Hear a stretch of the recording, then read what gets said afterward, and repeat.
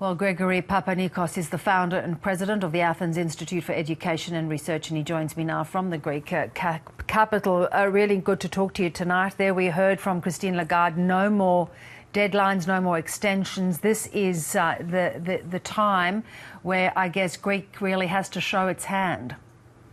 Yes, that's true. So we have to pay 1.5 billion euro that we own to IMF, and we should. Do you have the money? I think we can find the money. If there is a will, I think we can do it. Why do you think the President, Alex Tsipras, has now taken this moment to perhaps dig his heels in and say that what is being asked of Greece is too much?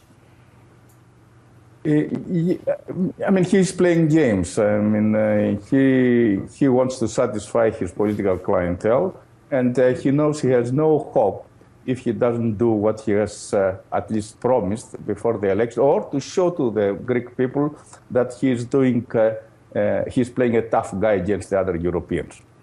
All right, so he's playing the tough guy, and Europe calls his bluff. Where to then? Then we'll see today, and then we'll see by the 30th of June. And I think he has no choice but to yield to what, according to my opinion, are logical demands by the other European countries. Do you think there's any real likelihood that they may have decided, the Greek government, that it might be best to just bail out of the EU and default? Yes, this is a possibility, but it's a political decision. 80% of the Greek people do not want that scenario.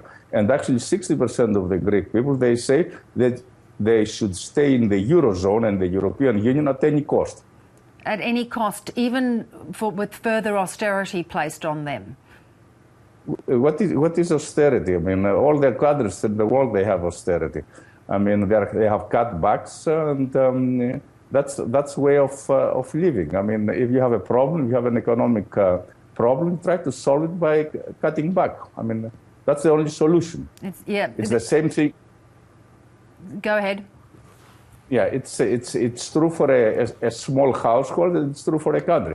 You cannot consume beyond your means. It's as simple as that. There does seem to be something of a game of poker going on, and of course the European ministers would be terribly concerned about contagion should Greece decide to go down that path. Yeah, that's another story. But you cannot use this game forever. I mean, you cannot all the time they try to blackmail the other Europeans that if we default, you will have a problem. But I'm not sure this is believable anymore. Okay, if you were a betting man, you may be. What do you think is going to happen come the end of the month? I think he knows very well that he cannot continue playing this game because he doesn't have, believe it or not, the support of the Greek people if he decides to get Greece outside the eurozone and the European Union. So he has to yield. There is no other way, either himself or someone else that will substitute as a prime minister. There's no other solution. Gregory Papanikos, thank you for joining us. You're welcome. Bye-bye.